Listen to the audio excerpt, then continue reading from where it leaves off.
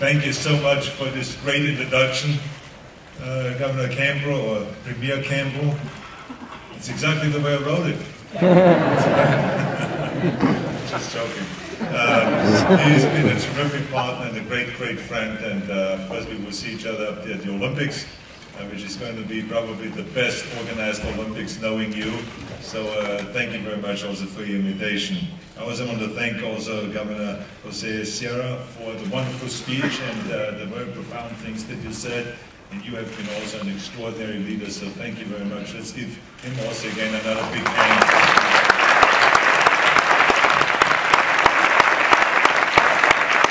And then Ivo de Boer from the UN, we want to thank him for organizing this and being a great leader and believing in the subnational governments.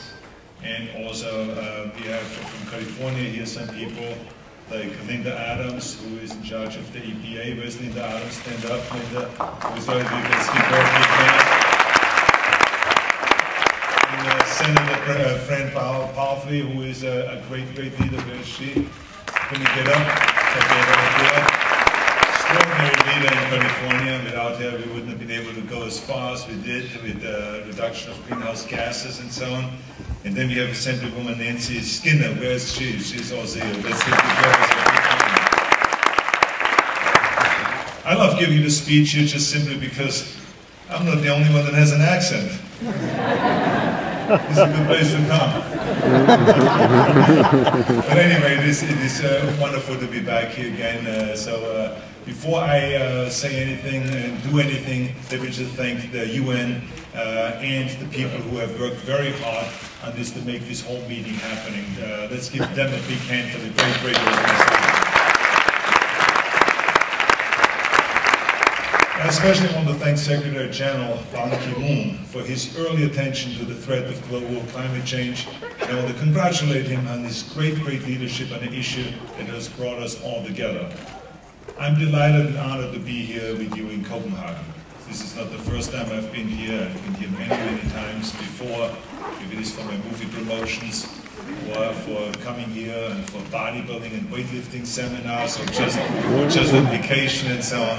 But I never thought then that one day I would get here as the governor of the great state and talk about climate change. So this is really terrific. So it's great, and this city, of course, distinguishes itself for being so clean that you can actually swim in its harbor.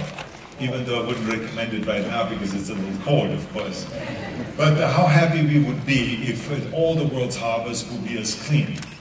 As everyone knows, also in the harbor there is a little mermaid, a statue based on the Hans Christian Andersen fairy tale.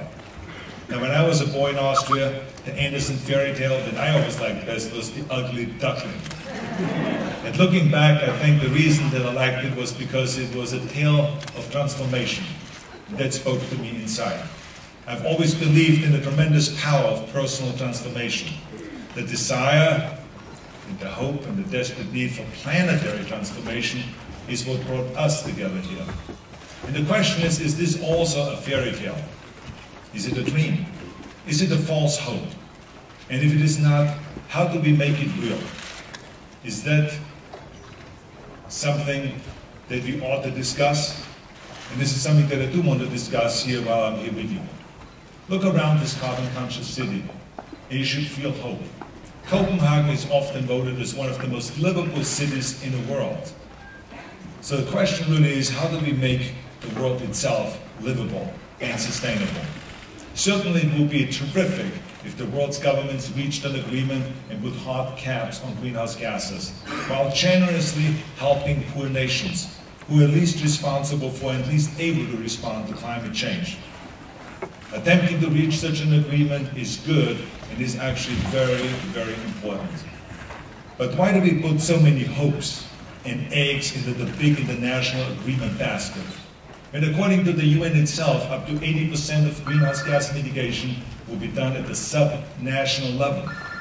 In recent weeks, the prospect of this gathering here have gone up and down like a roller coaster ride. And everyone was in fear of what would the US do?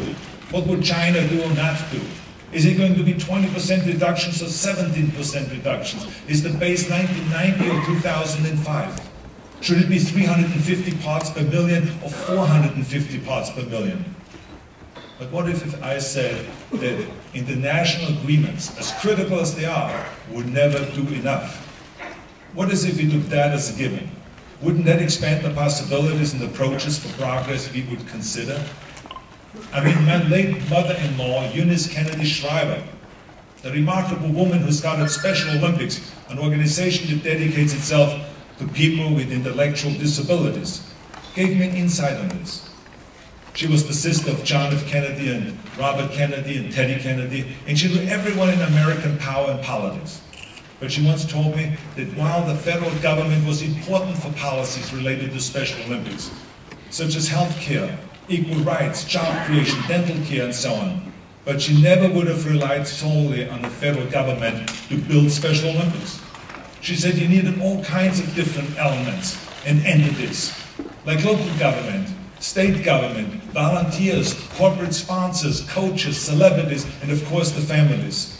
She said no one from government is going to be there at the sports events and hug those kids when they come through the finish line, or organize the competition so there is a finish line in the first place.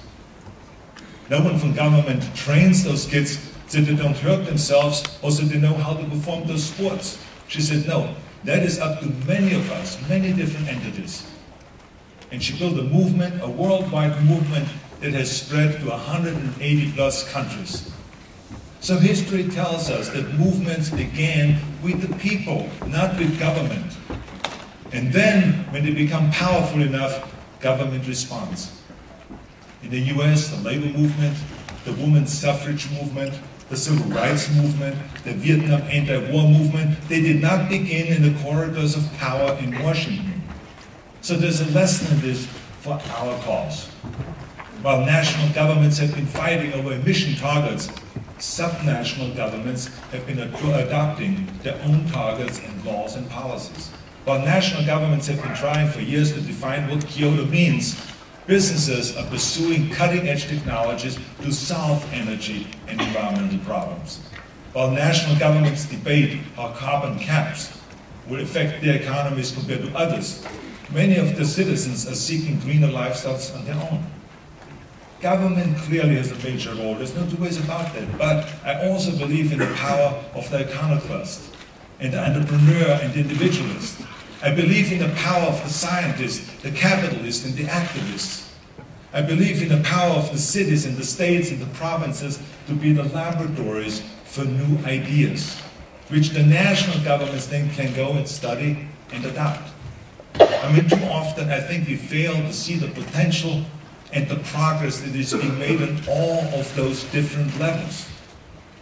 By putting all of our eggs in one basket, we fail to see the eggs in the other baskets. Let me give you a few quick examples. Dr. Rishandra Pujari, who came to our environmental summit in California just recently, he has his own target. He's replacing kerosene and paraffin lanterns with solar light for 400 million rural people in India. 400 million people in India. Think about that. So if the nations of the world do not sign a carbon agreement, does that mean that the doctor's transformative work in India doesn't count? In the US, in a small town in Roscoe, Texas, a German company has completed the world's largest wind farm. If we don't reach a major carbon agreement, does that mean that Texas wind farm doesn't really count?